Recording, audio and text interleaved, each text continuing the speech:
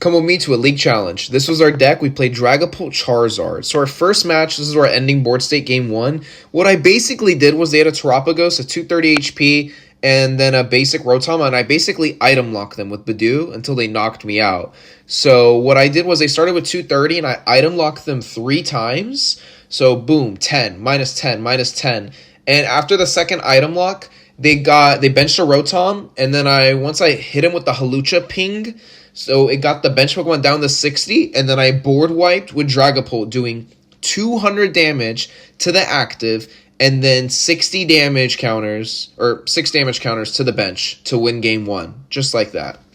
My round 2 opponent actually had this mat that I'd never seen before, and it was like a Pokemon Masters EX, limited to like 500 or 1,000 copies. And round 2, I played against Cynthia's Garchomp, who can do 2 energies for 260 damage, but with the Roserades boosting your attack for 30 damage each, it's literally 320, plus they had a tool that made their HP 400 HP. It was just really hard to stop, and they could one-shot my Dragapult, so it became a really, really hard match for me.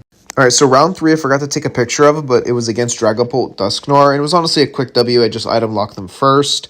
But round 4, I played against Marnie's Grimmsnarl, and I was really excited to play against this deck because I've heard good things about it and how it had a chance to beat Gardevoir. Spoiler alert, it's still not good enough, but maybe in the future.